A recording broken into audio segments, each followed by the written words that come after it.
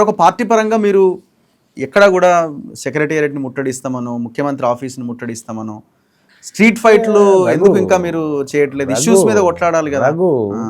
Ideology war ఒకటైతే issue war ఒకటి ఉంటుంది కదా. రఘు, మేము మా శ్రమను అనవసరమైన విషయాల మీద ఖర్చు చేయము.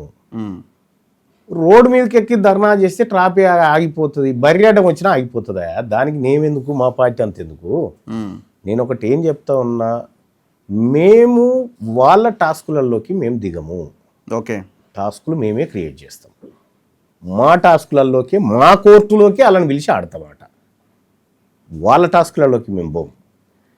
ఈ ధర్నా చేయడం ఏంది నాకు అర్థం కాలే. ఈ సెక్రటేరియట్ ముట్టడి ఏందని, సెక్రటేరియట్ ముట్టడి, ముఖ్యమంత్రి ఆఫీస్ ముట్టడి, ఇందిరా పార్క్ ధర్నాలు, ఇవన్నీ జనరల్ గా దేనికోసం? సమస్యల మీద కొట్లాడతారు కదా, ప్రజలను ఆకర్షించడానికి. ఇప్పుడు ముట్టడి మీ పక్షాన మేము ఉన్నామని చెప్పడానికి. ముట్టడి చేయంగానే అయిపోతుంది, ఒత్తిడి పెరుగుతుంది ముఖ్యమంత్రి మీద. ఒకటి గుర్తుపెట్టుకోండి, అదంతా డ్రామా, అదంతా పొలిటికల్ డ్రామా. అది ముట్టడి చేయడం వల్లనే ఇంకా మొత్తం అయిపోతుంది అని అనుకుంటే ఈ పార్టీకి సెక్రటేరియట్ను కూల్చి కిందకు పోవద్దు. ఒకవేళ అదే సాధ్యం అవుతుంది అనుకుంటే, అది కాదు. ఈ రాష్ట్రం మాది. ఈ రాష్ట్రంలో అలజడులు ఉండకూడదు.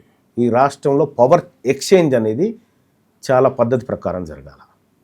మేము దానికి పోతాం.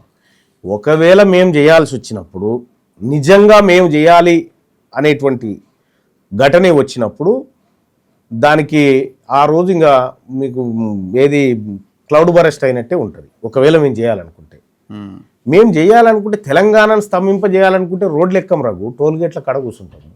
టోల్గేట్ల దగ్గర 28 టోల్గేట్ల కాడ కూర్చుంటే తెలంగాణ అయిపోతుంది. దానికి సచివాలయం దాకా ఎందుకు? విషయం ఏంటంటే, మేము ఏది చేసినా పద్ధతి ప్రకారం చేస్తాం. మిగతా వాళ్ళు ఇచ్చిన టాస్క్లో మేము ఆడం.